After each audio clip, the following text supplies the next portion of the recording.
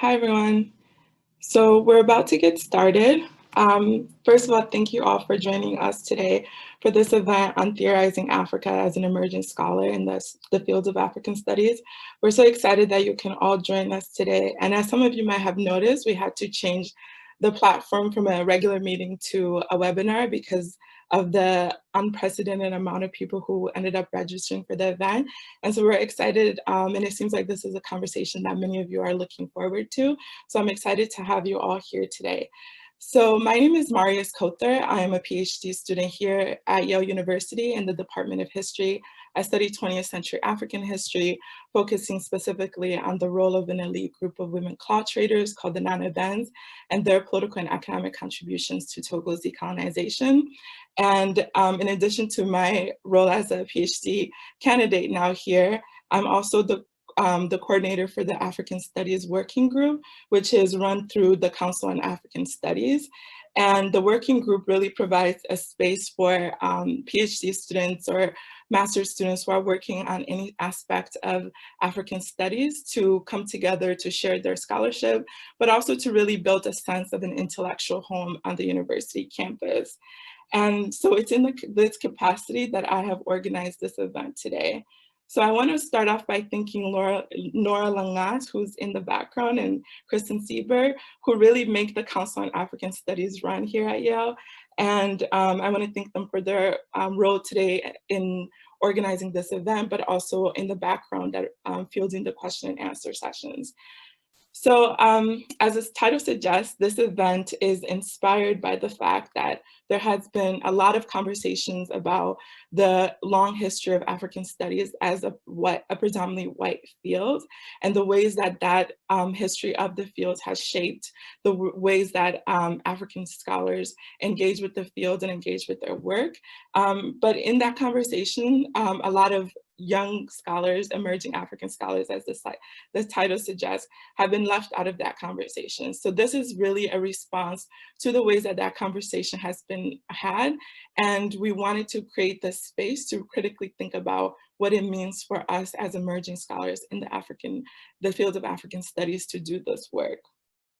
So in a few minutes, I'm going to let the panelists introduce themselves, but we have been having really rich conversations about this topic, and we wanted to give a few, two important notes in the beginning before we proceed. So the first is that this is not going to be some type of anti-racist workshop where we will be here performing, the trauma that we experience as Africans in the fields of African studies. This is not that kind of space. We're not going to do that as a way to educate people about there's plenty of work that's already been done on that. What we're here to do is to critically think about our own positionalities and the ways that these positionalities influence the work that we do, but also the way that we experience being within the fields of African studies. The other important note we want to make sure is communicated at the beginning is that this is a conversation about that from the perspective of African scholars based in institutions outside of Africa. So all of us here are in institutions in the United States. So the things that we're going to be saying are not going to be representative of the experiences of African scholars who are based in African institutions doing African studies work. So that is an important perspective that we hope to bring into this conversation in the future iterations of the conversation, because it seems like this is a really exciting topic for a lot of people, and we hope to continue having this conversation in various articulations. So now I'm going to turn it over to the panelists, and I have a series of questions for the panelists that we're going to take about an hour to discuss, and then we're going to open it up for the question and answer segment, in which you will all be able to respond to the things that have been said and questions that you have. So as a way of introduction, I'm going to ask the first question. So I'm going to ask the first question to the panelists. So all of us here are working on regions of Africa that we consider home. So I work on Togo, and I'm a Togolese person, and I consider Togo to be home. So as a way of introduction, can you talk a little bit about how your personal relationship to the communities that you work in has shaped both your scholarship, but also your relationship to the work that you're doing? Hi, my name is Bayan, and I'm a second-year PhD student of history at Yale. My research broadly focuses on conceptions of race and racialization amongst colonial elites, Sudanese Arabs, and enslaved groups and their descendants in Ottoman Egyptian Sudan.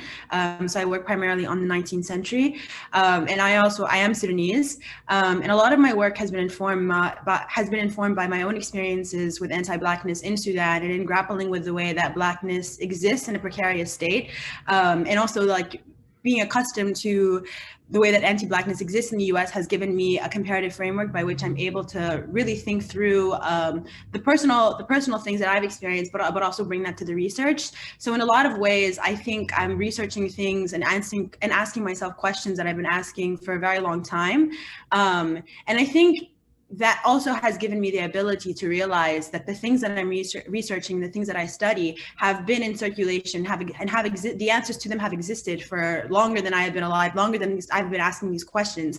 And so I think in that way, like my relationship to my community has grounded me and humbled me, because I've been at the forefront of receiving alternative forms of knowledge that I think aren't well received within the academy. So I think in that way, it's really grounded me and really forced me to see myself not sort of as an authority on the questions that I'm asking, but thinking of myself in companionship with those who have been asking those questions for a very long time. Hi, everyone. My name is Dalton Ogumbacho. I am a postdoctoral fellow in the Department of Epidemiology at the Harvard T.H. Chan School of Public Health. My work focuses on HIV prevention and treatment research, mental health and substance use. And I do work primarily in Nigeria, but I've also done work in Ghana and Kenya, as well as in the United States. So interesting. So I grew up in Nigeria, born and raised in Lagos, Nigeria. And just as a side note, there's been a lot going on this week, and I just want to sort of put out the hashtag #EndSARS. For those who are not aware, you can look that up to sort of learn more about police brutality and everything that's been going on in Nigeria. And so I was born and raised in Lagos, Nigeria, lived half my life there, and then moved to the United States. And initially, my research interests were actually sort of influenced by my living in Baltimore City and sort of learning about health disparities. But then as I sort of continued on to graduate school, I became more interested in doing more work globally, and initially did work in Ghana, and then transitioned throughout my PhD program to doing my dissertation in Nigeria, examining HIV prevention, mental health and substance use issues among sexual minority communities in Nigeria. And I think for me,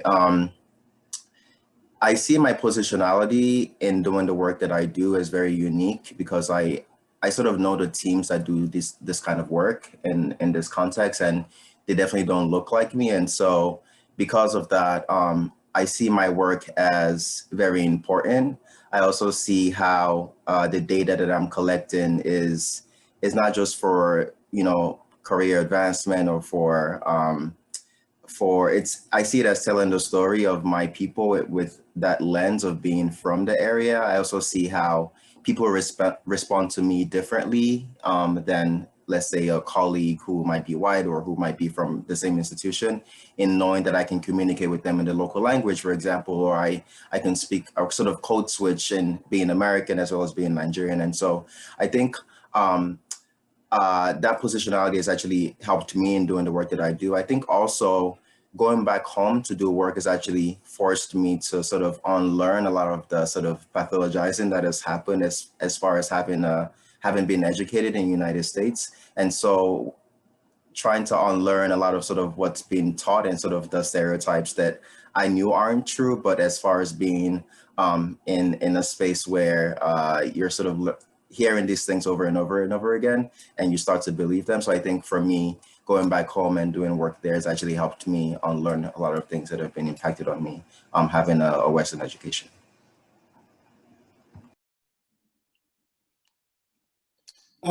Greetings, everyone.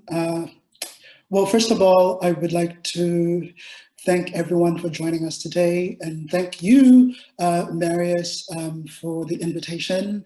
I'm very excited about today. My name is Mlondi, and I respond to they and he pronouns. I'm an Andrew Mellon postdoc in the Center for the Humanities at Wesleyan University in Connecticut. I grew up in South Africa, and I did my undergraduate education there and moved to the US for graduate school in performance studies at Northwestern University. And my research broadly focuses on practices that tend toward the dead and dying in contemporary Black aesthetics. I came to this project, I came to grad school as someone who was actually interested in movement and movement theory, particularly experimental African performance, as well as revolutionary movements in Africa and the African diaspora. That's one thing. And two, while doing this work, I noticed, from reading everything, that there was this constant suture of Black performance and resistance. It was like those two things always go together in such a way that it became kind of a mantra that like performance or Black performance is resistance. And given sort of part of the education that I received, but as well as my experience as a professional performer, I was not completely convinced by what became a kind of mantra. So I came to Northwestern because, they have a great performance studies department, but also in terms of African studies, Northwestern is tied to Melville Herskovits. The Melville Herskovits Library of Africana Studies is there. So Northwestern is a site of a certain emergence of African and African American studies. Was an interesting site for me, a kind of primal scene, if you will. And that's how I got into this research. And to briefly sort of talk about my research, I'm engaging with aesthetic, political, and theoretical interventions of contemporary Black artists who are working with archives of slavery, settler colonialism, and apartheid in South Africa. And I'm looking at their practices as, offering an alternative to the gesture of overcoming and the telos of closure by engaging with history in a manner that is attentive to things like stillness and repetition and entanglement as ways of thinking about time and African time in particular. So I elaborate upon my reading of the Black aesthetic as opening a space to think alongside and against the presumptions of an imminent subversive power of performance, or like an imminent subversive power of aesthetics in general. And as a metacritical assessment of the limits of subversion or counter-hegemony in Black aesthetics, my project is trying to offer an alternative reading of the aesthetic as not merely a kind of remedial counterpoint to violence, but also a tool deployed for the successful execution of violence, of anti-Black violence particularly. That is to say, I'm looking at the aesthetic not just as resistance, but the aesthetic as a tool that is used for the successful execution of our subjugation. Thank you for your great introductions, and I'd love to hear more about the ways that the specific topics that you're studying are also influence the ways that you engage with the fields of African studies in general. So the next question that I want to ask is really in response to the conversations we've had leading up to this panel today. And one of the things that struck me when I sent out the invitation to you all is that you expressed such enthusiasm for this conversation. And I just want to give you an opportunity to, I guess, have a conversation about what is it about this topic that resonated with you so much? Like, where was that excitement coming from when you expressed your enthusiasm about engaging in this conversation today? So we can start with Bayan, since you went first last time. Yeah, so I think what excited me the most was having a conversation that I felt space wasn't being created for, and for the opportunity to speak within a shared experience. You know, I don't think it's a coincidence that we're all in different disciplines and in different institutions, but we're still able to have this conversation. And I think what's really interesting is that, you know, in all of these talks about diversity and creating space for African scholars, like there actually hasn't been much work to actually do that.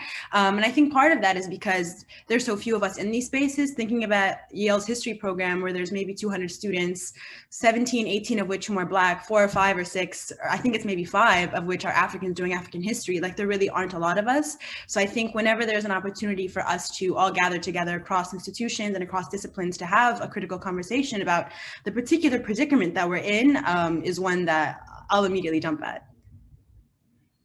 Thank you. Ade? I think for me, I think the invitation coming from you, obviously, and you know, I respect a lot of the work that you do and just your commentary on sort of a lot of different things. So I was already really excited. And I think sort of like Bayan said, the interdisciplinary aspect of it was very interesting to me. And just in the conversations we've had prior to this actual webinar, just sort of seeing how there's just like common themes and sort of common experiences that we sort of, even though we're in different disciplines, sort of seeing how our experiences are very similar and wanting to have conversations around that was really great. I also think just in a time of COVID, like just having a space to sort of engage in sort of topics that are sort of outside of just the doom and gloom. I know, you know, 2020 has been a very trying year for me and for a lot of people. And I think I was really looking forward to sort of engaging in something that was academic, but not necessarily talking about like research findings or sort of the you know, what sort of the what was found and like how the work was done and what the implications are. I think trying to take a step back to really investigate like the how the work is done and like the why and who's doing the work was really exciting to me, because I don't really see a lot of those conversations happening.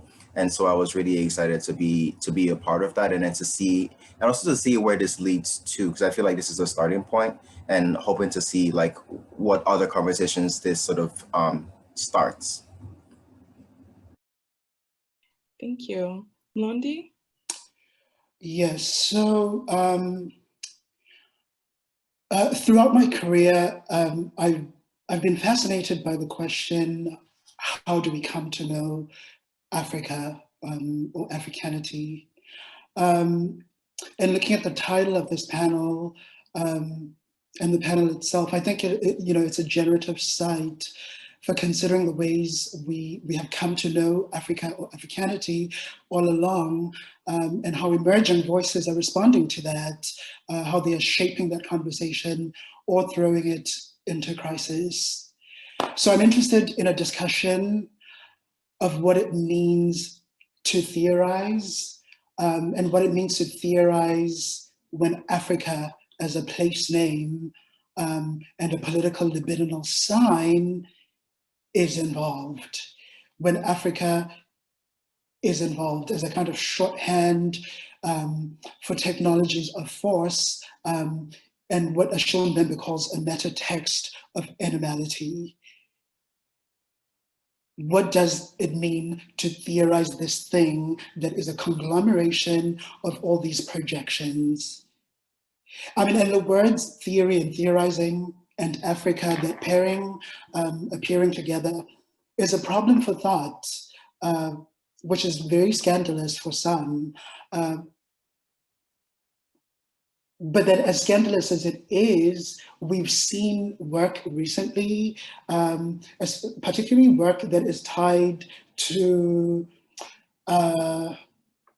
let's say, decolonization, and even like Anthropocene discourse and new materialism, where there seems to be now this return to theory from the South, and a return to indigenous epistemes. All of that is very in vogue at the moment, for great reasons, but I'm also interested in what is obscured by this move, by this drive.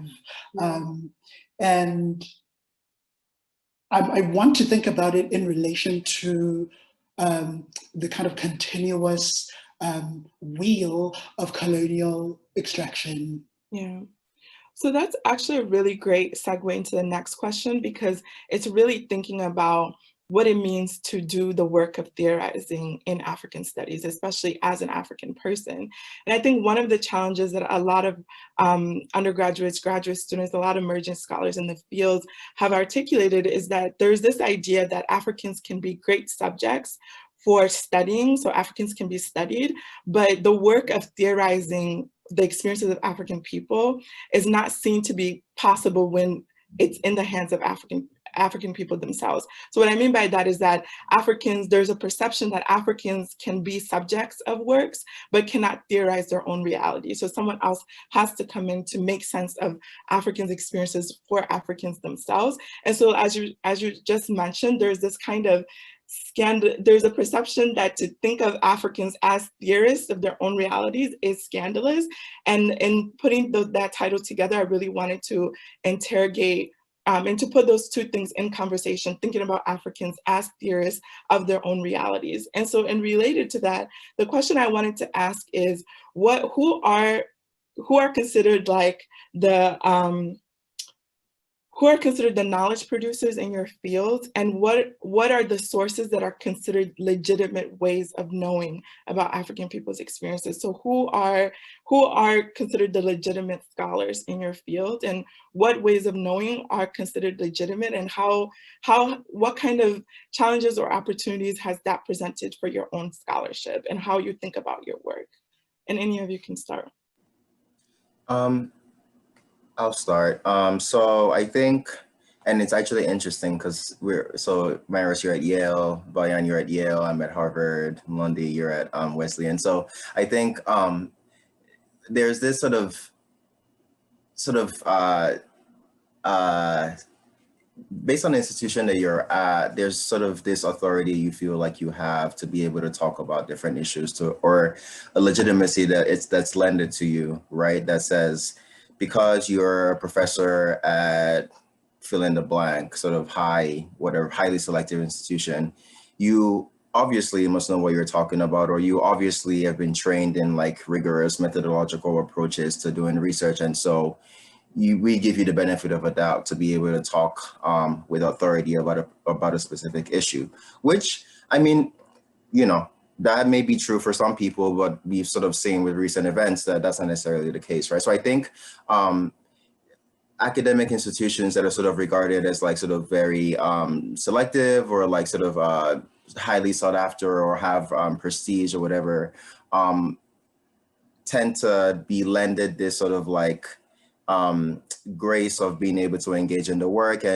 And so if you don't have sort of like the stamp of approval of like going to this specific department in this specific university, your work may not sort of be weighed in the same way as someone else who has sort of been in the field forever, even though they may or may not be perpetuating sort of like just dangerous stereotypes and dangerous sort of narratives about this population.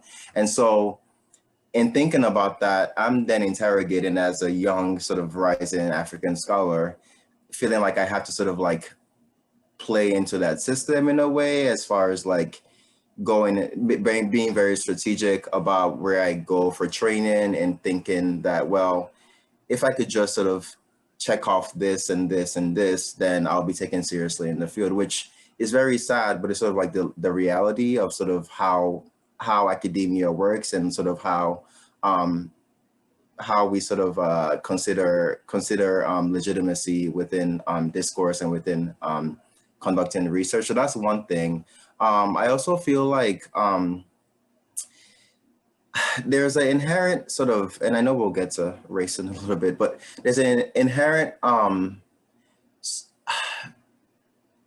ideas of, sometimes people feel like from looking from the outside in, so let's say a white researcher doing research on African people, there's this supposed objectivity that they feel they can bring to the work that allows them to be able to then speak intelligibly or speak with authority because they're not from that group, which I sometimes actually question, because I feel like it's this sort of voyeurism and sort of like exceptionalism that people then tend to sort of misconstrue a lot of things or get a lot of things like mixed in interpretation, especially when you actually have data and you're interpreting it. So I think there's some weight that's given to people who may not necessarily be from the population, which is what we're discussing, be from the population that they're investigating, that allows them the grace to say, well, you have a sort of an objectivity that we may not be able to have if it was someone from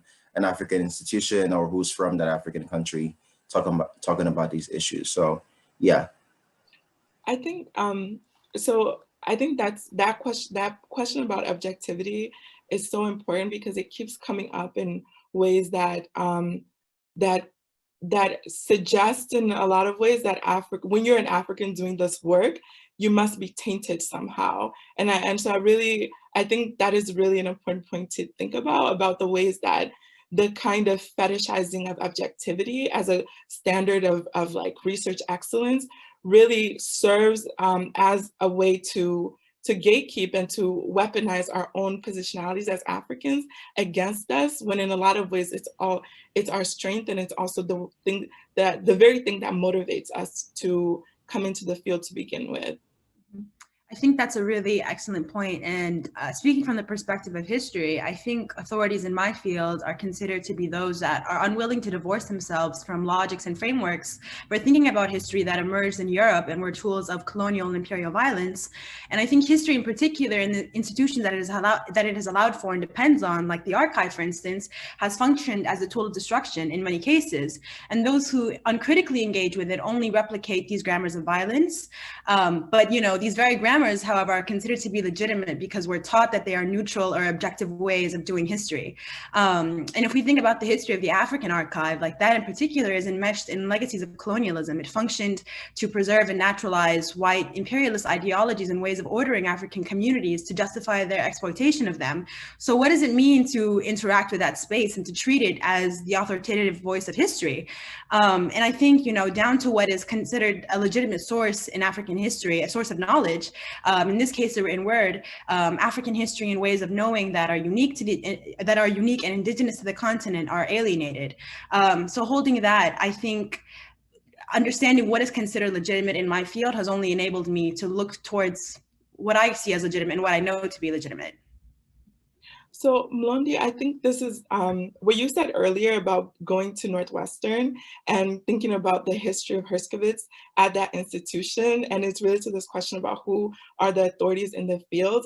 I was really interested when you brought up that topic, and I'm wondering if that connects to this question about who are the authorities in the field. And I'm wondering if you can talk more about what that meant doing the work of African studies at an institution like Northwestern that is so highly respected, but has this history with Herskovits. That's a big question. I mean, what I will say is that you have Melville Herskovits and his history, which is tied to the emergence of African and African American studies. There's that, right? And we can talk about that for years. But then there's also something like the Herskovits Africana Library, which has, I think, one of the world's, if not the world, like the Herskovits Library has the biggest collection of African things in the world. So going to school at a place like that meant that you had to deal with that history of sort of African studies as institutional history, and being at the bastion of that, of all the legitimate methodologies that were cooked up in that sphere. But it also meant that you had to actually think about what it means to be constantly sort of getting stuff and photocopying stuff for your friends in the continent, because stuff from the continent, which is not even available anywhere in the continent, you can find in Evanston, Illinois. So reflecting on that, but also observing the practices within the library itself. The library, like Black women who are incredible and brilliant work there, and they really do create a space that, in my opinion, is a wonderful space to learn for graduate students and other scholars coming into that space. So it's about dealing with all that tension at once, simultaneously. And I don't know if you would like me to say to answer your initial question a little bit, or if we can move on. Oh, yeah, I guess let's go on to it, because I think this theme will keep coming up, and so we can address it as we move forward. But I do want to echo what you're saying about the Herskovits Library. Like, I've worked there, and the women that make that space, the library, are just so incredible. So shout outs to them. So a lot of the themes that we're talking about right now, people have tried to address them in certain ways. And a lot of the work that has been produced about that, a lot of the conversations have fallen under this broader category of decolonizing African studies. And I've participated in some of those conversations. I've attended panels. I've attended panels at the African Studies Association about the hashtag Herskovits must fall. And I'm wondering if this conversation about decolonizing African studies has resonated with you. Does it speak to the challenges and the opportunities you face as an African scholar in the field? And can you talk a little bit also about what a truly decolonized African studies field would look like for you and your work, and just generally what is a decolonized African studies? What does it look like? So I have to say that I think these discussions on a decolonized African studies resonated with me more as an undergrad than they have now as a graduate student. And I think that's because in undergrad, I was mostly protected from the violence that academic knowledge production enacts.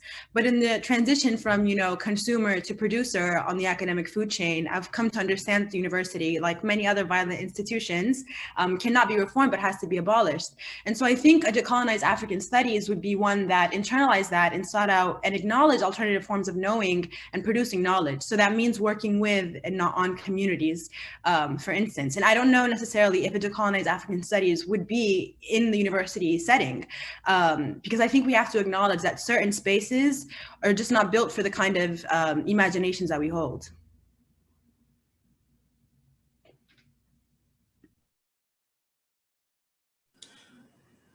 I think for me,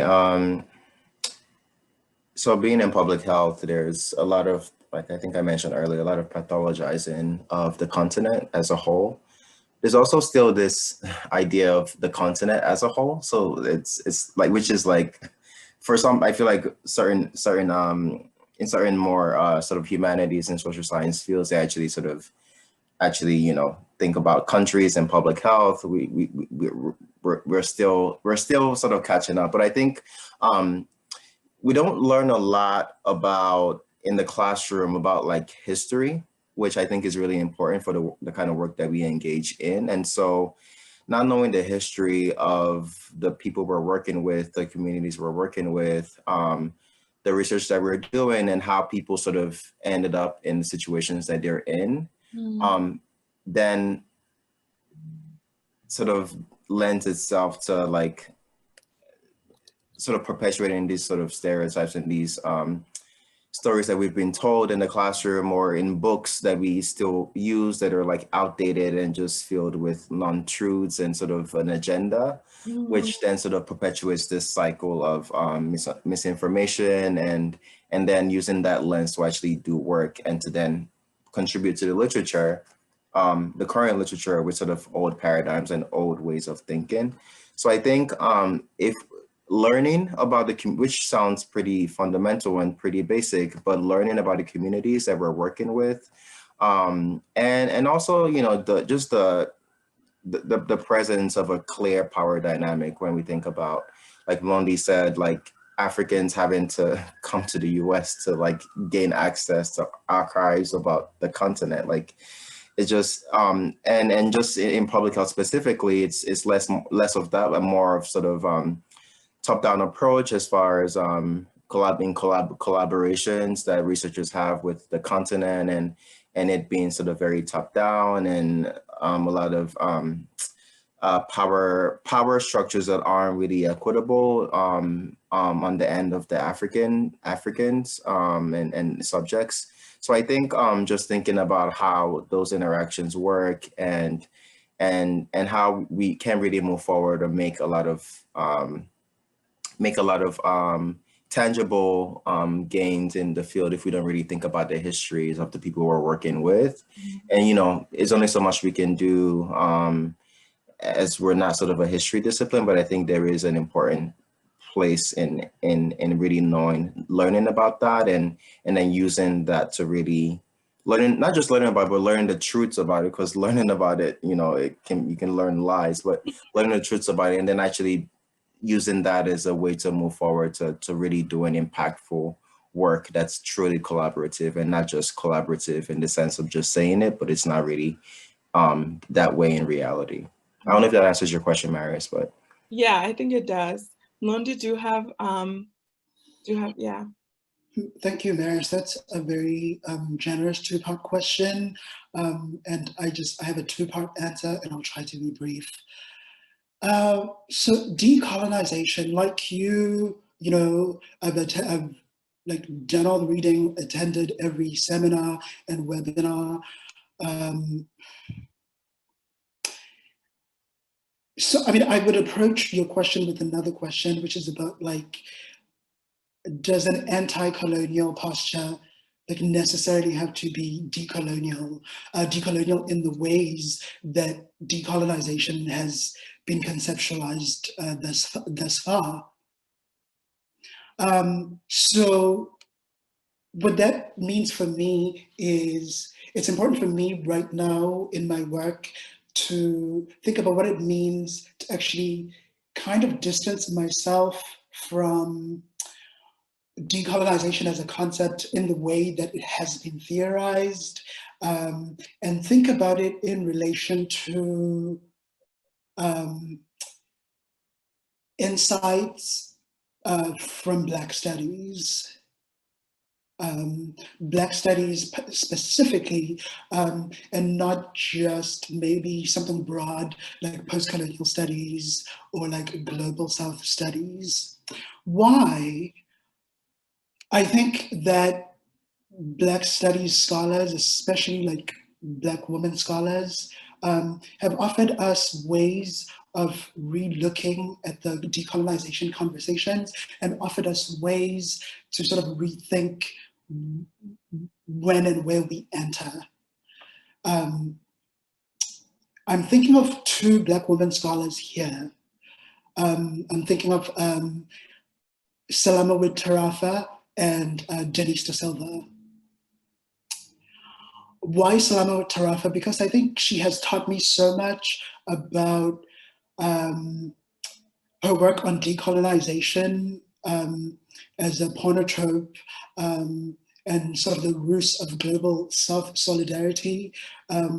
Why? Because it requires what she calls a writing as revision that ultimately disappears Blackness. So what happens is sort of Black critical concepts are taken up, extracted by decolonial scholars who are non-Black, to ultimately continue to exploit Black scholars' labor, specifically Black women scholars' labor, and for the reification of relations of domination. So what we get is the ventriloquizing of Black thought as a way to buttress claims that omit those very same Black people whose work is being extracted in order to build a decolonial framework. So that's one. And I think decolonization, I also think about decolonization in relation to Denise de Silva's work on Black feminist poethics. And what she says there is we might have to think about decolonization as the reclamation of expropriated total value, the return of the total value without which capital would not have thrived and of which it still lives. What would it mean for decolonization to mean the return of the total value extracted from Africans on all scales, from body to land to nation? What does it mean to have that as a demand, to demand the impossible? Yeah. Yeah. I think that is something that I think is really critical to think about. And, you know, the famous essay by Tucking Yang, who have thought about not allowing the term decolonization to become a metaphor. And especially in the African studies conversation, it definitely has become a metaphor and a shorthand for a lot of things. And I think one of the things that would be really useful, if you can send us the links to some of the scholars that you've just mentioned, and that we can send that to the people who have attended. And then I also wanted to encourage everyone to start submitting your questions to the chat if you have questions now, so that we can answer them in the Q&A portion. And on the theme of decolonization, I also wanted to say that one of the things that I keep thinking about now is the ways that decolonization has become a metaphor, but also the ways that the field of African studies hasn't really interrogated or really come to terms with the fact that Africa itself is still in a lot of African countries, a lot of African societies are still very much in colonial relationships with European nations. And my question is, can we have a decolonized African studies without actually decolonizing Africa, in terms of the ways that we are still stuck in these exploitative relationships with Europeans and other nations that are rising on the scene? And I think that's a conversation we haven't had. And so that also leads me to my next question, and it's the question about race, which really looms large in African studies. And it seems like no one wants to talk about the fact that Africans are predominantly Black, and that the field of African studies is predominantly white. And a lot of the ways that we have talked about is in the themes of decolonizing African studies or Her Skidvitz Must Fall, but a true interrogation of the ways that these relationships, these exploitative relationships are still centered around the issue that Africans are Black and the people studying Africans are white, and what that means. So I wanted to give you all an opportunity to think through how race has shaped your own work and your own experiences within the fields of African studies. And Ade, you brought up this idea of pathologizing of Africa that I think is so fascinating. And as someone who is in the fields of public health, you can speak to, because it is a field that is concerned with questions of pathology, and also like the opposite of pathology, which is health. And so how has race in your fields play into the ways that Africa is pathologized? And I'm thinking about this, especially in the context of the COVID-19 pandemic, and the ways that the conversation has been, one, people were really anticipating that Africans were going to die in droves, and almost kind of perverse anticipation of Black death. But now that Africans are not dying, the BBC put out a statement saying Africans are not dying fast enough because they're poor. And so there's something about the ways that Africans, no matter what we do, is considered pathological. And I think it's obviously embedded in these larger questions about race. And I'm wondering if you can talk a little bit about that.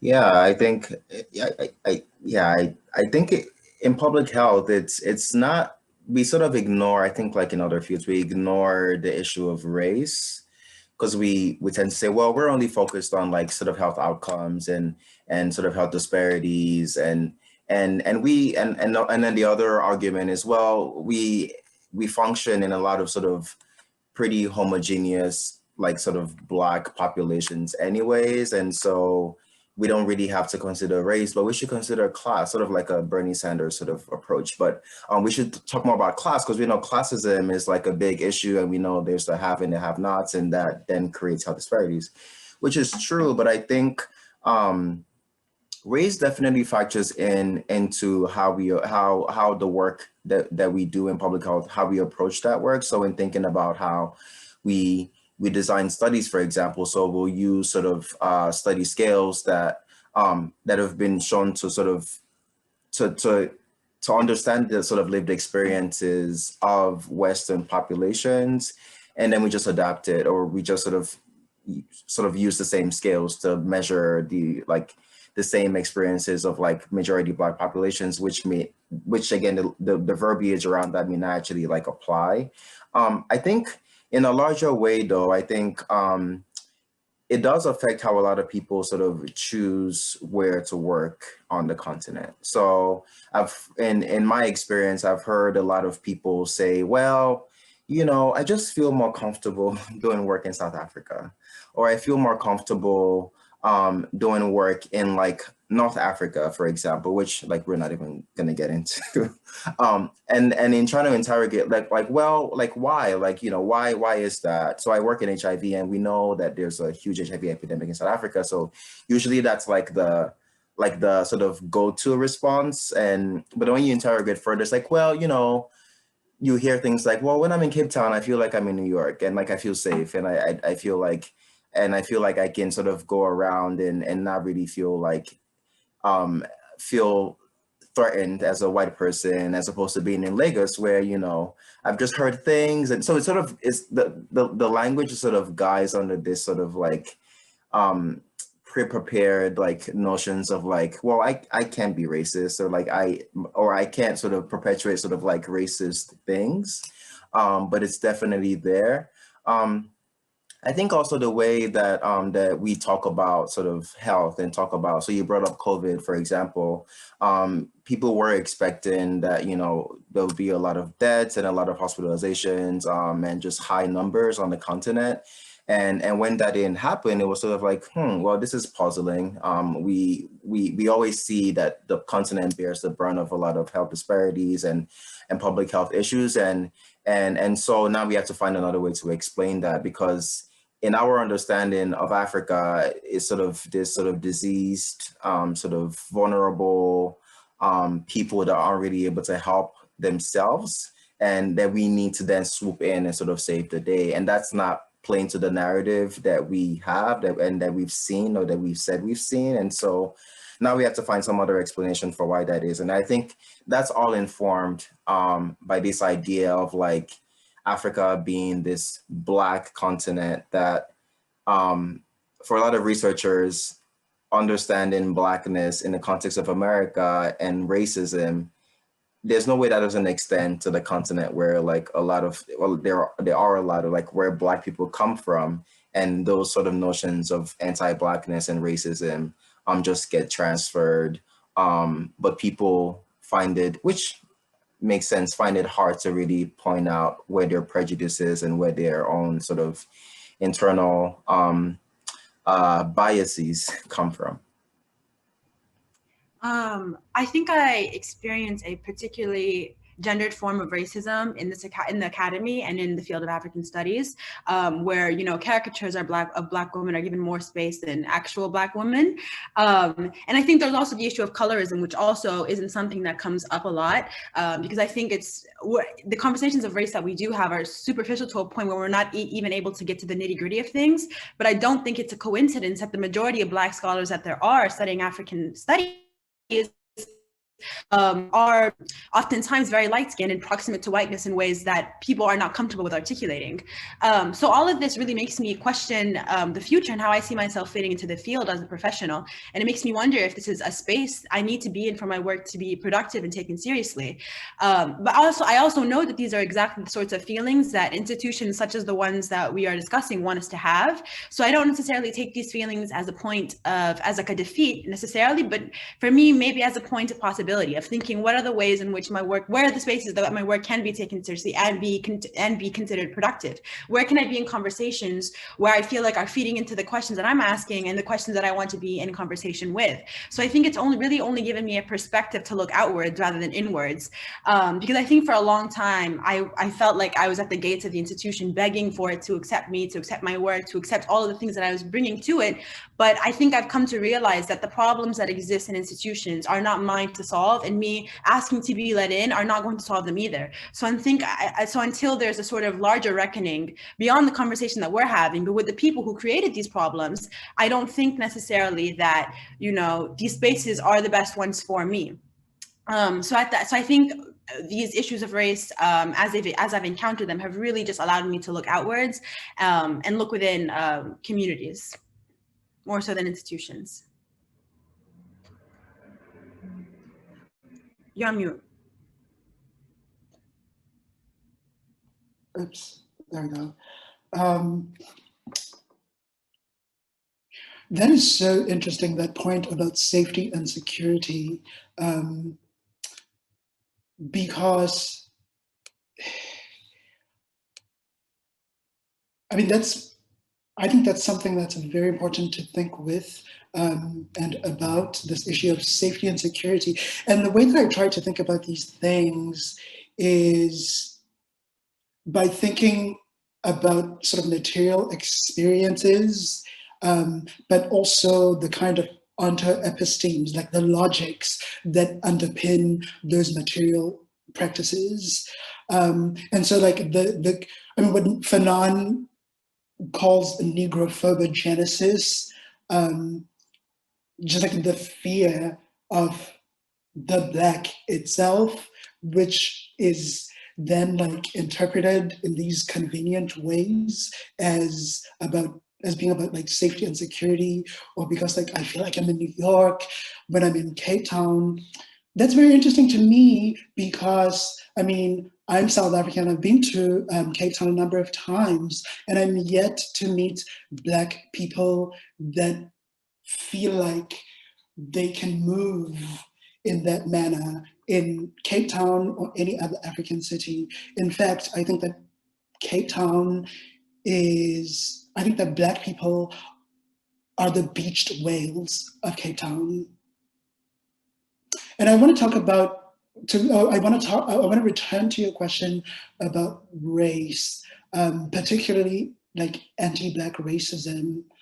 I think that anti-Black racism is the very condition of possibility for African studies, but it's ironically the most suppressed sort of social organizing force in the field. Can you elaborate on that a little bit? What does it mean for anti-Blackness to also be the site of possibility? Can you talk a little bit more about that?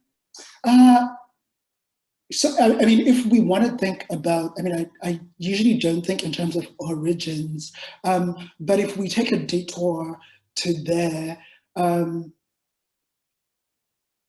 very sort of institutional African studies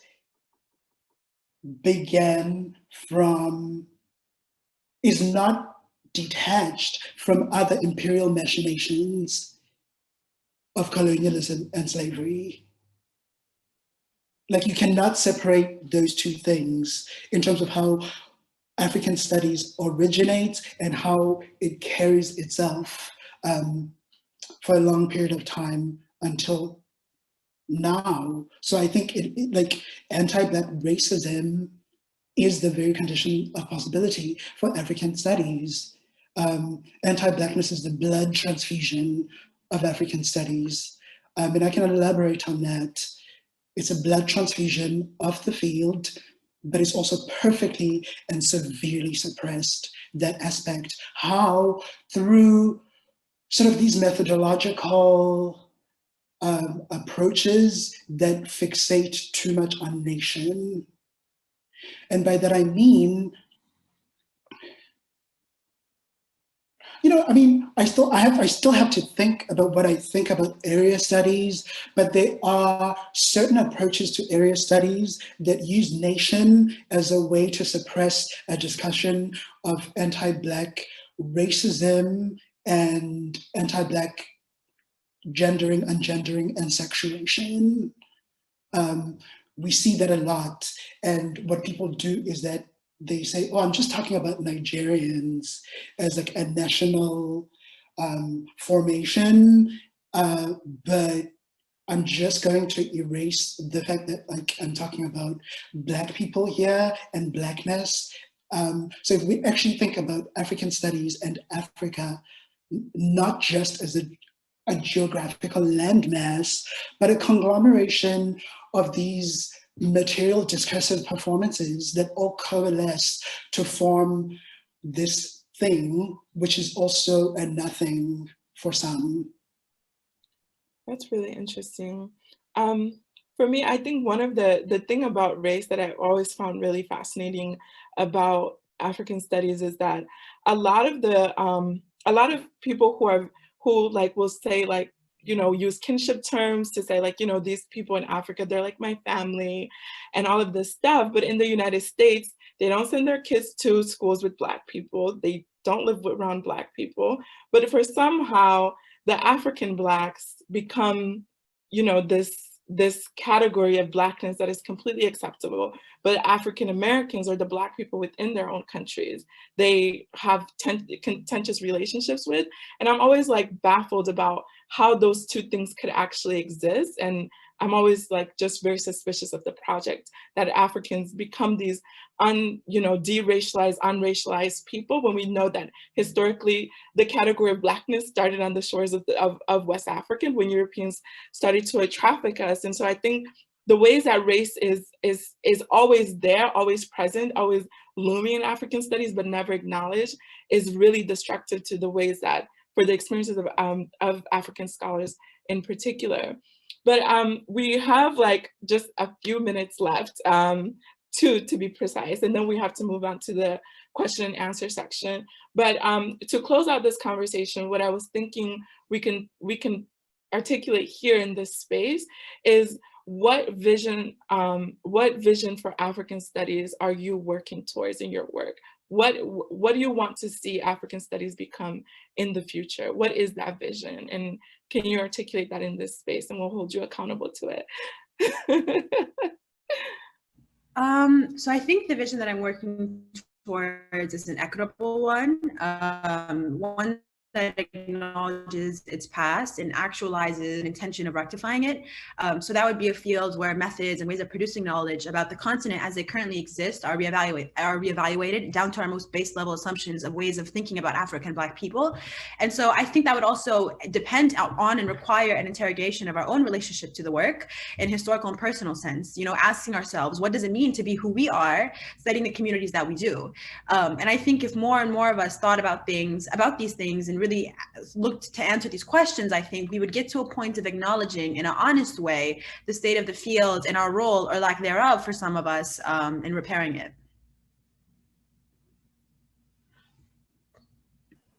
I'll say quickly, sort of like Bayan just mentioned, a more equitable approach to collaboration, and actually treating sort of collaborators, because I also have privilege being in the US and working with collaborators on the continent. So I don't think it'll be disingenuous for me to say that, you know, that there isn't a power dynamic even within myself as someone who's from Nigeria doing work in Nigeria. So I think just good and meaningful collaborations that are equitable and aren't this top-down approach. I think also just investment in scholars and work on the continent, and really approaching the work with humility and being cognizant of the history and all the sort of the bad work that has been done in the past, and trying very hardly not to perpetuate that as part of my work.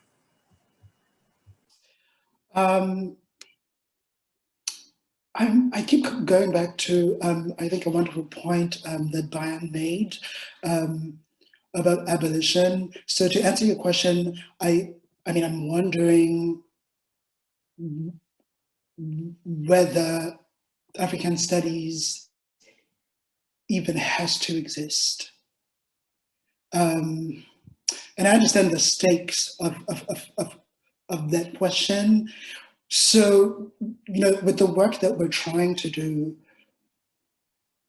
I always ask myself, what if after doing all this work, we realize that maybe sort of institutionalized African studies maybe does not have to exist? Or if it does exist, does it have to be limited to certain institutions or just institutions in general? I also ask myself if it does have to exist, does it have to exist alongside discipline or disciplinarity? So lately, I've been thinking about what it would mean for us to return or reread and also execute a kind of unsublimated anti-colonial revolutionary project, which was already named before us, before our arrival. So perhaps the answer lies in what our revolutionary precedents offered us, what they already theorized.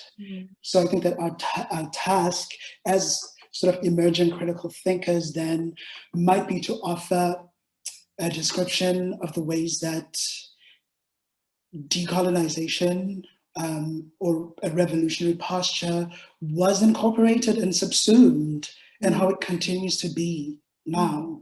Yeah.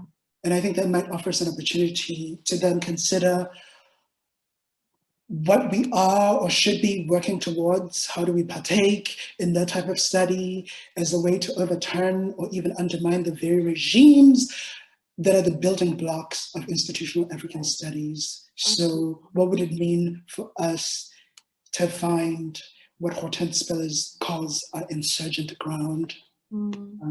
So I have more questions than like a program or a prescription of what needs to happen.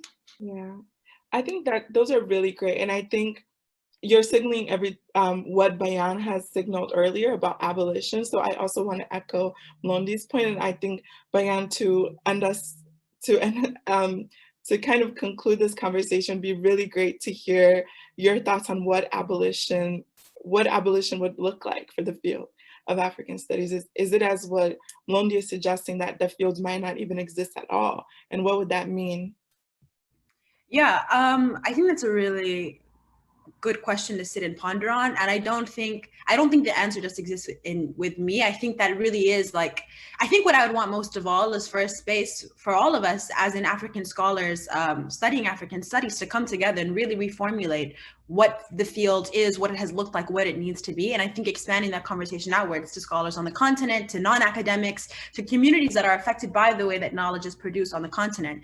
But for me, the abolition to me is starting from the ground up, really reevaluating what it is, and from then on divorcing ourselves from it and then rebuilding something anew. What that looks like, I think, institutionalized or not, is, I don't know. I think it's beyond the scope of my own imagination. I think it has to be born out of a collective imagination. It has to be born out of a commitment to really doing justice by African history and by African communities. But I think the first step in that is really abolishing what it exists as today, because I don't think, as this conversation has shown, and as history has shown, African studies as it currently exists is not doing right by the communities that it claims that it studies and speaks for. I love that. I love that idea of this requiring a collective imagination and a collective way of imagining the future of African studies, because I think that is the only way we're going to really get there. And we want as many people involved in that kind of radical imagining as possible. So I love that you signal towards a collective imagination and thinking through some of these issues and challenges. So I want to thank you all for your great comments. This was just as enriching as the conversations we've had leading up to this. And in the spirit of collective imagination, I'm really excited to see how this conversation will progress. And I'm really committed to having various articulations of this conversation, either in written text or in formats like this. So now I want to shift over to the Q&A. We have about 8 questions, and we'll try to see how many we can get through. So the first question is from Chloe, and she wants to know if you can all speak to the relationship between African studies and the Caribbean.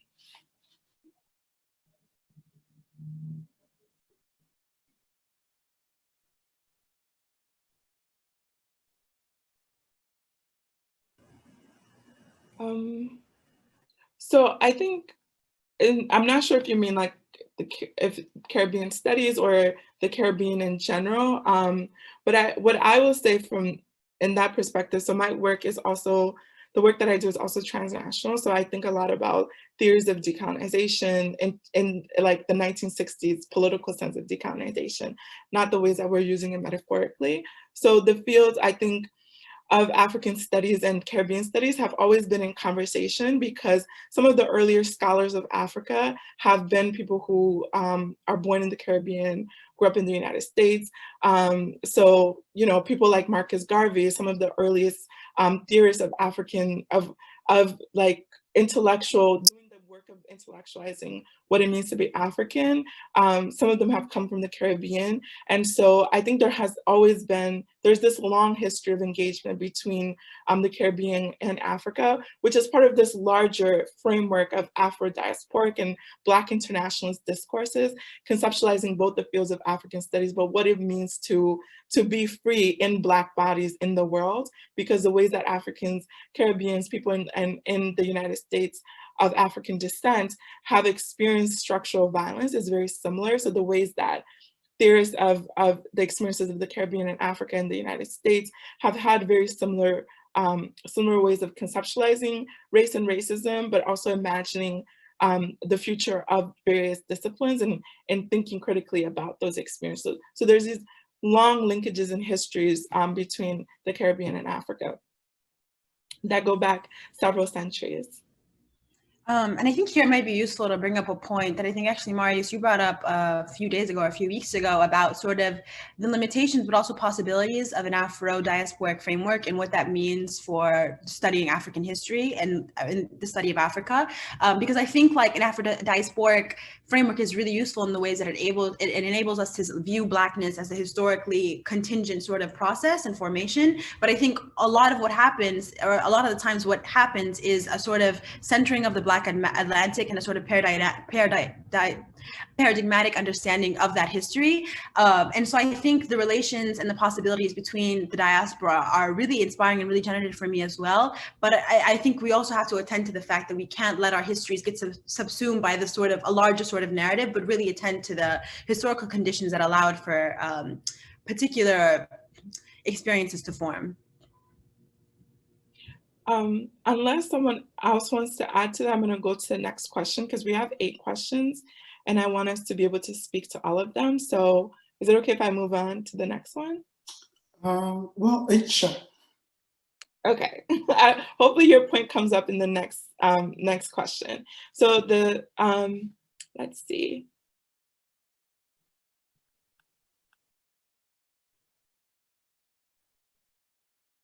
Okay, so the next question is from Fungisai, and they write, can African emerging scholars engage in decolonization research using Western donor grants and funds? What are the challenges of using the Hegemony's grants to decolonize? Second, are all African scholars interested in decolonization? If not, how may this affect the push towards decolonization? So the first is about grants and how to do this work using money from the people who have, created a lot of these issues that we're studying, but also are all scholars really interested in the work of decolonization? Well, the first question, I don't know if it's like a yes or no question, but I mean, no work is self-funded, right? So, and if the idea is that, I mean, yes, we should take the money and use it to sort of investigate and do the work that we need to do to sort of see Africa or see a field that we want to see.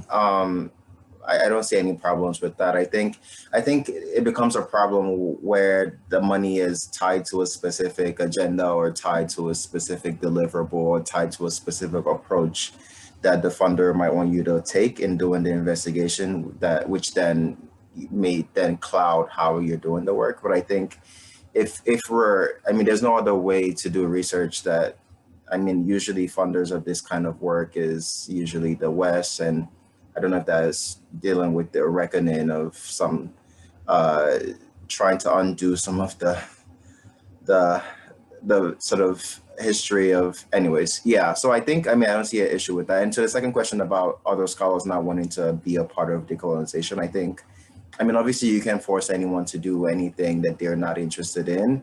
I think conversations like these sort of help us just think about a different way of doing things or examine how the work that we're doing, because we get into a cycle of sort of doing the work based on how we've been taught to do the work. Mm-hmm. And if we don't investigate those approaches, we sort of perpetuate the same problems that we think about. So I think people have to make the decision about how best to approach the work that they're doing. But I think conversations like these help us take a step back to examine what it is that we're doing and how we need to be very, very careful and very critical about the frameworks that we're using and the work that we're producing and what it means and who it's for also, who it's for. Great. So we have 12 questions. So Mlondi, yes, please go ahead. Well, I'll try to be brief.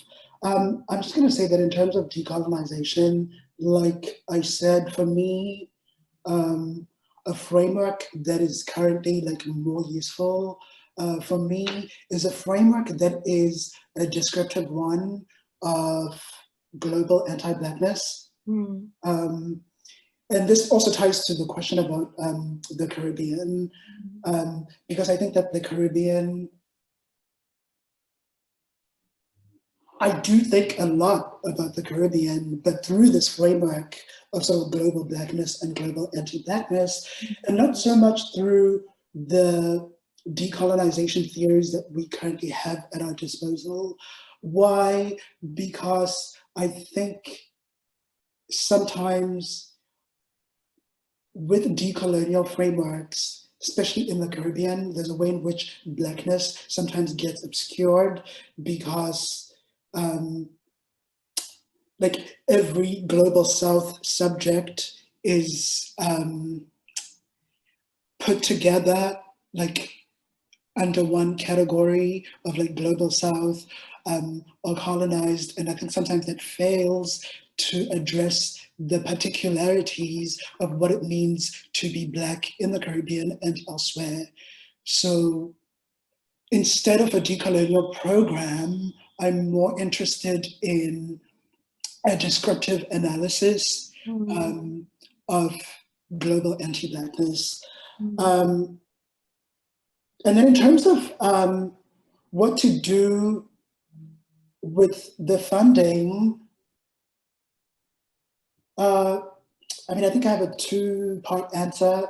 One, I mean, if we actually think about a book by Fred Moten and Stefana Harney called The Undercommons, there's a section where they talk about how we should steal from the university. And I'll just end that there. You can read the book and do with that what you will, one. Two, it's a great question because it allows us to elaborate upon these expectations for Black scholars in general to be grateful within the academy, that because you're getting funding or that you're even here as a grad student or postdoc or assistant professor or like whatever you are, there's always this expectation that you need to be a grateful African. And I try to move against that grain because I'm here to do my work, but I'm also here as part of like a long durée of like anti-Black extraction. Right. So I'm very clear about my labor here. Right. I'm very clear about my labor, and I'm not grateful. Very important points. So the next question comes from Cecile, and she has a question about, so she says, how do you deal with the fact that many scholars who identify as African because they were born and raised on the continent? Are you, hold on, let me reread that. How do you deal with the fact that many scholars who identify as African because they were born and raised on the continent? Are they also a part of a larger diaspora? So she's asking about people who identify as African because they're born on the African continent, and how do we deal with that? And she has a follow-up question with that. As such, could one conceive that these same scholars may face similar challenges as the Western scholars face when conducting fieldwork in Africa?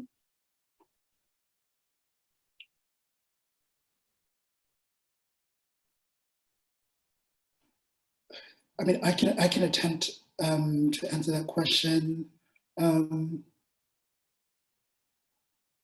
Well, maybe an anecdote.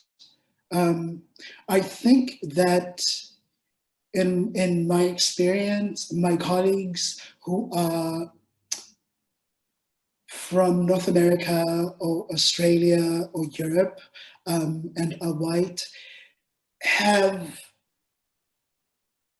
a much easier time with things like archival access in the continent, specifically South Africa.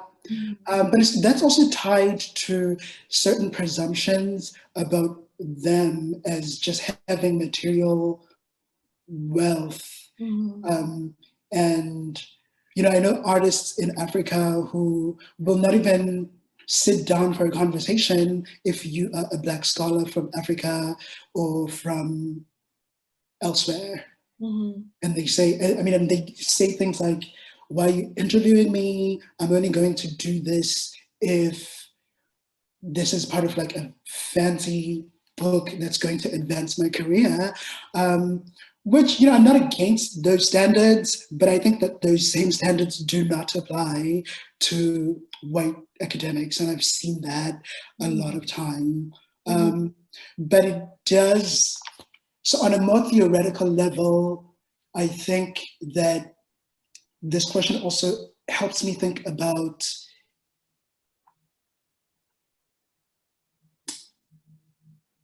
the non-placeness of Africa and Africanity as something that is still a problem for thought, such that Africans and African diasporic subjects are always in limbo wherever they are.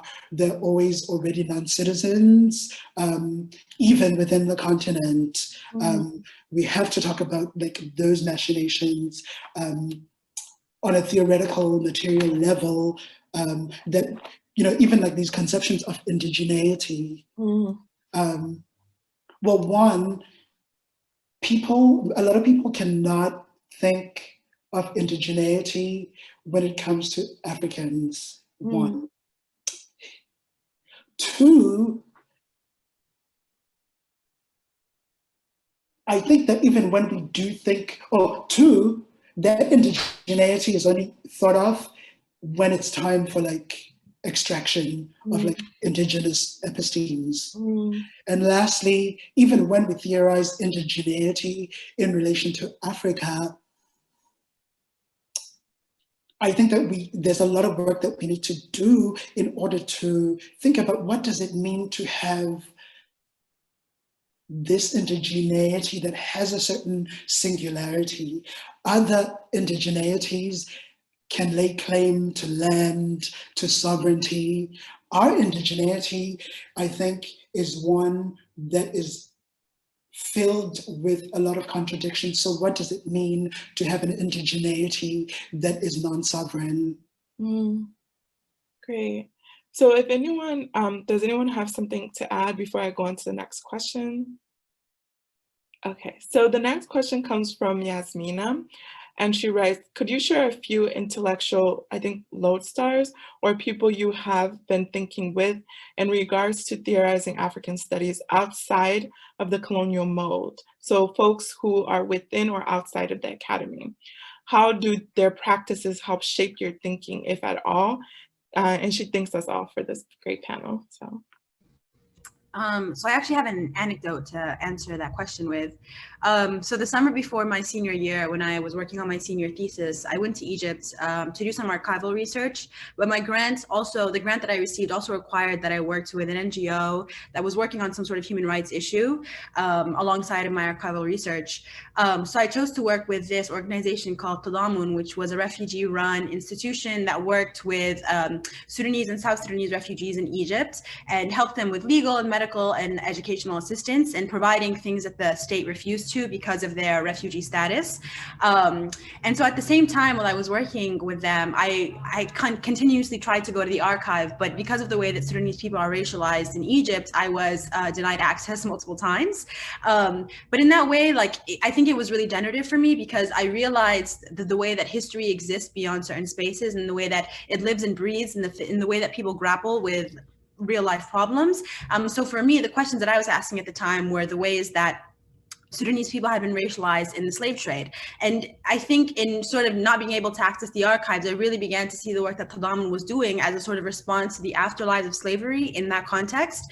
And so I think it allowed, Tadamun for me became an important interlocutor in that sense, but also in reminding me that history lives beyond the ways that we are able to articulate it in the ways that I have been taught to as a PhD student to articulate, and that the ways that people are grappling with problems that don't seemingly relate to the historical questions that I'm asking are very much in tandem with the questions that I myself am asking. So I think in that instance and in other instances, it has been on the ground organizations, people working with local communities, and yeah.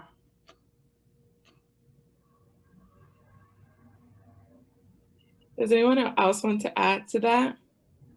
So I think I'll make a comment about this and then we'll move on.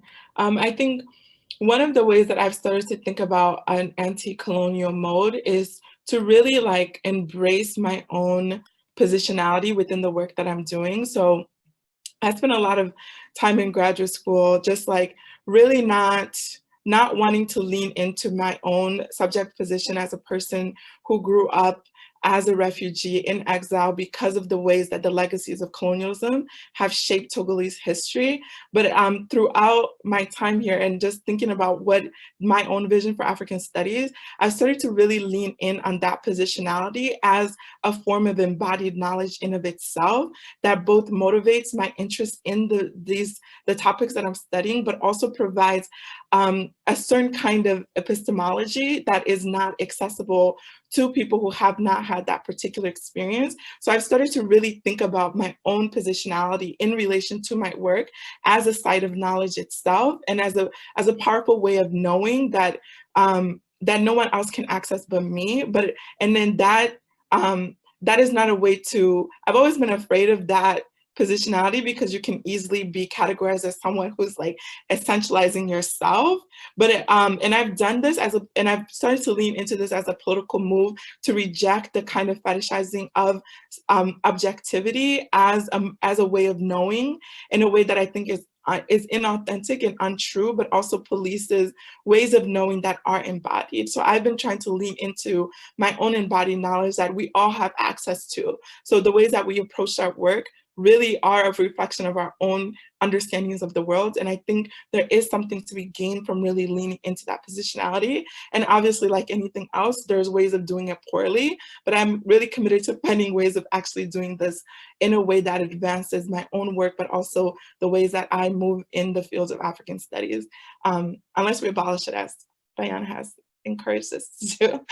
So the next question comes from Shelby, and she wants to know how can Black American scholars, and she puts in quotes, descendants from enslaved people bridge solidarity between African scholars within the diaspora? What are some scholarships that focus on Black transatlantic studies as examples of knowledge production. And she wants to use this as alternative spaces that can center and promote Pan-African unity.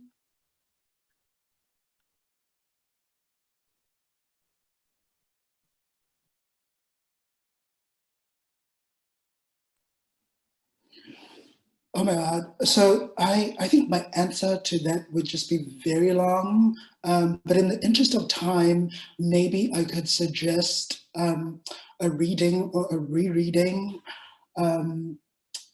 of Saidiya Hartman's second book, Lose Your Mother. And you know, people have a lot of opinions about that book, but I think that it's a wonderful way to look at, especially from the position of African Americanness. Like, it's a wonderful model of thinking about what your own fantasies, desires, and phobias might be before you even embark on that work, so that you know that, like, when we do this work, as you call it, solidarity, how do we do it in ways that are not necessarily about like sort of retention of a wounded kinship, but ways that are about thinking anti-Blackness and Blackness together, without necessarily having sort of fantasies of retention and going back to Africa as like this land of pre-colonial plentitude, because it's not. So I think that that book is very instructive as an approach to think about sort of global Africanity and maybe sort of global Black solidarity. It's one of many books, but for now, I'll just say that one. Thank you. The next question is from Brianna, and she thanks us all for being on the panel. And she says, I'm curious as to your thoughts on how professional organizations in the field of African studies, such as major organizations like African Studies Association, the West African Research Association, as examples, support and or hindered the aims and objectives of your individual work. Additionally, what community-specific spaces are you bringing your work to, and how have community members received, envisioned, and formed these interactions, collaborations, and methodologies? In an ego-dominated profession, how do you see yourself centering this collaborative work? So I think, Bayan, you talked a lot about this in your answer to the previous question. So if anyone else has comments about this, and then you can see the chat, right? So it's a longer question. So I think one of the things we haven't talked about that is important in this question is the associations, African Studies Association, and various organizations, and the ways that those organizations shape the work we do, how we engage with the field. So let me just say, I mean, I appreciate that question. It's a very generous question. And this is not an answer, but it is just a reminder that, you know, I mean, since this is a panel about emerging African scholars, sort of the naming of those institutions, you know, and everything, I think one thing that we also need to be sort of mindful of is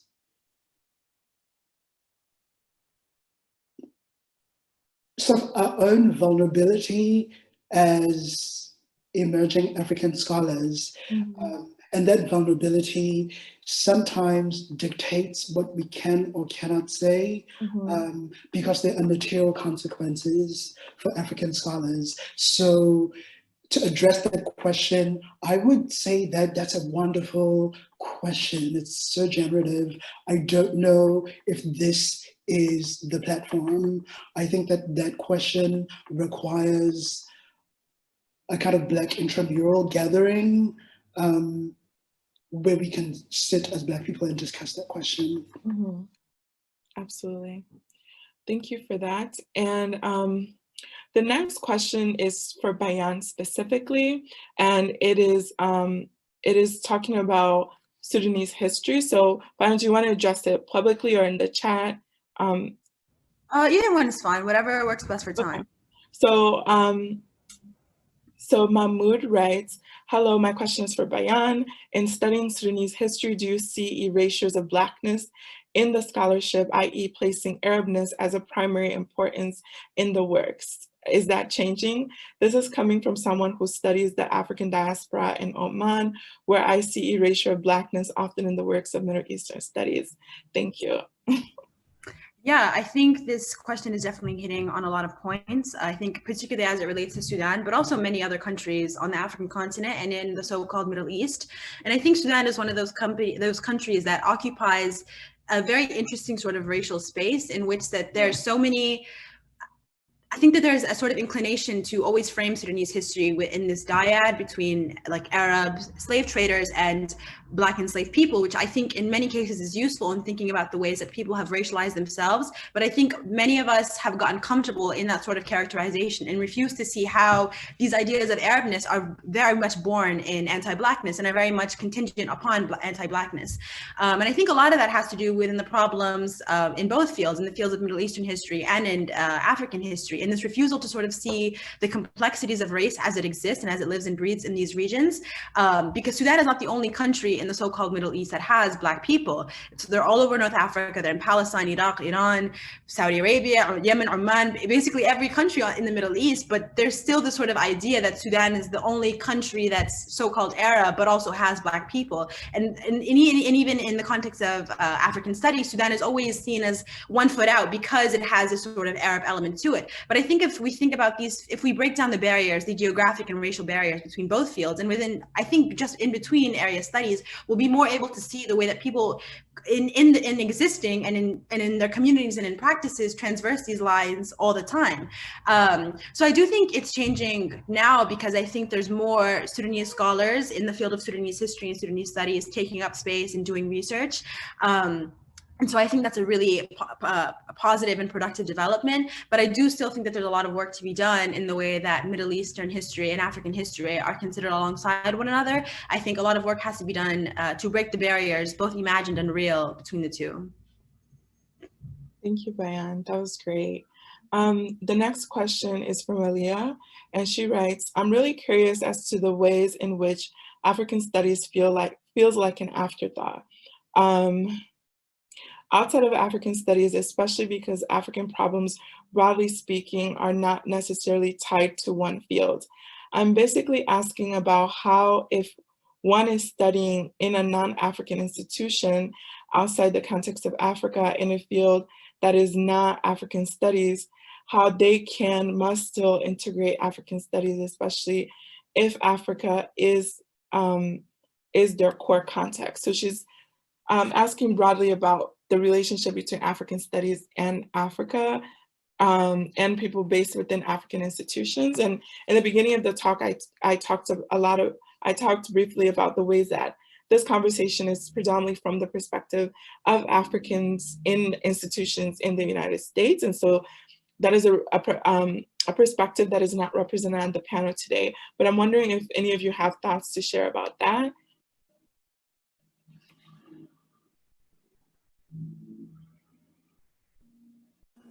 It's a hard question because then I think about like what texts are being utilized in these institutions. Mm-hmm. I don't know firsthand or who's teaching at these institutions, right? And whose work are they teaching?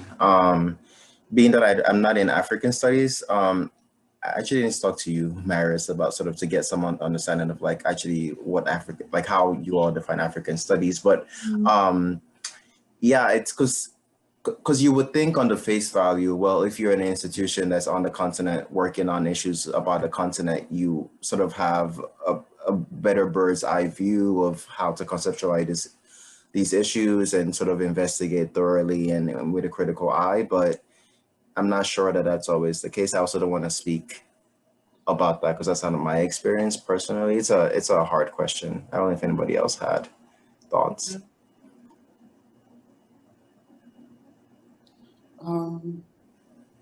Thank you for that question. Maybe I'll just respond to a piece of it, which is maybe a reminder that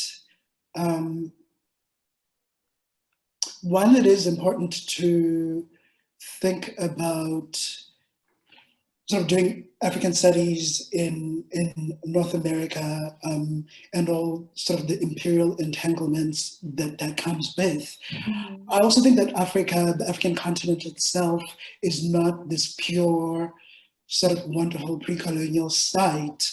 I think that knowledge production in the African continent itself, you know, as someone who also studied in higher education in South Africa, is that there are differences, but a lot of the problems that we're discussing are there too. And experiences specifically in South Africa with the academy, in the way, the operating logics of the academy are actually very similar to like the operating logics in North America, which is why we had something like Rhodes Must Fall, the Rhodes Must Fall movement and the Fees Must Fall movement. Yeah. So Mlondi, there's another question that's actually exactly related to that. So I want to ask it as a way for you to elaborate on that exact point, and then we'll move to the last question from Elias. So Eliud, I think that's how you pronounce it, but they write, this theorizing Africa needs to happen, and urgently so, within the African Academy on the continent as well. As one who works in the continent, Nairobi, I find that the Western colonial tropes are reified even more within the study in Africa itself. Often this happens as a matter of course.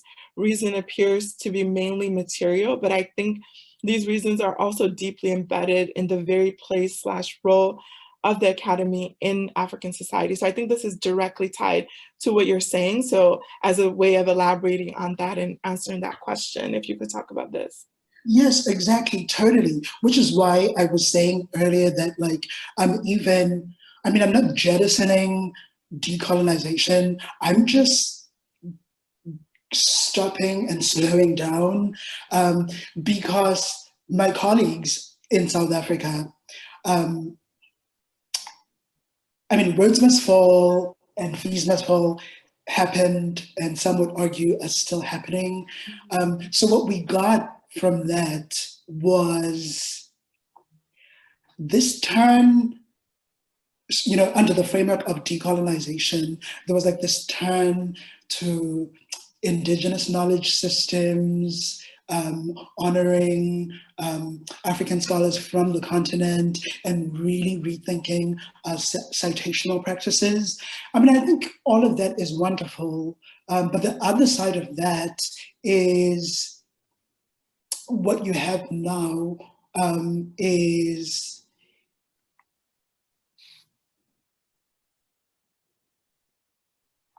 a lot of scholars, and white scholars really, in South Africa, who feel the need to perform a decolonial posture by telling African students not to read anything from outside of the continent. And I don't know what that is supposed to do. And for me, that's why a kind of Black studies framework is important, because it actually helps me to understand, you know, how sort of Black knowledge production happens and how it has happened, so that when I'm in a reading group with colleagues from the African continent on Steve Biko, for example, it's important to read all the sort of the South African intellectual genealogy that is in conversation with Steve Biko, but you cannot understand Steve Biko's political philosophy if you're not also reading Julius Nyerere, if you you know, other revolutionary thinkers from Central Africa and West Africa, and the Caribbean and North America. Mm-hmm. Absolutely. So I'm very curious about this decolonial posture that tells African students not to read, or that tells them what to read or what not to read. Mm-hmm. Great, thank you for that. So the last and final question, last and final is redundant, but the final question comes from Elias, and he wants to know, what are the limits of lived experience in authenticating the work of African scholars working within African studies? So what are the limitations of using lived experiences to do the work? And I talked about earlier that I think there's ways that this work can be done poorly, but for me, moving forward in my work, I have made this decision, which is I think of as a political decision about how I want to engage within the fields, that is going to be rooted in my positionality, because I think we are often trained to believe that our ways of knowing are invalid. And I think for Africans to claim our lived experiences as forms of knowledge is really important for dismantling both the ways that objectivity is seen as this gold standard, but also the fact that the lived experiences of Africans are the only reasons why we have African studies. If we didn't have experiences as Africans, there would be nothing to study. So I think that for me, it is central to the work that I do, and I want to always be honest about that and upfront about it. It obviously provides limitations, but I think as a practice, for me, it makes a lot of sense because it is a valid source and a valid way of knowing for my own work. And I'm wondering what your thoughts on that are. Yeah, I think utilizing and relying and leaning into my lived experience has only empowered me in my work, and I think it's only grounded me further in my work. I would have to say, like, the one limitation I think that I've experienced is in the way that sharing our lived experience is received. I think the initial sort of thing that happens when in doing that in spaces where objectivity is considered the gold standard is that you're almost gaslit into believing that your lived experience, one, is not real, or one, is not an authentic form of knowing. So I think in choosing to utilize our lived experience, we also have to prepare ourselves for the fact that we're constantly going to be told that we're not doing things the right way, or that these things don't necessarily matter. And so I think that limitation for me has only pushed me to look outwards. But in terms of like utilizing my lived experience, I think that there's more possibilities than there are limitations. I think for me, it's impossible to not lean into that in doing the work that I do. And it actually helps me be able to conceptualize the work better and just be able to understand the population I'm studying better, because I sort of come from that area. I've had people provide feedback that was clear they don't really understand the context, but have sort of these authority positions in the field that I sort of laughed at and did what I wanted to do anyway. So I think it's sort of up to you and where you are in your training and sort of your who you're sort of beholden to, and figuring out how much of that to lean into and sort of how much to hold back. At the danger of, like Bayan said, being penalized or having to deal with the backlash that comes with that.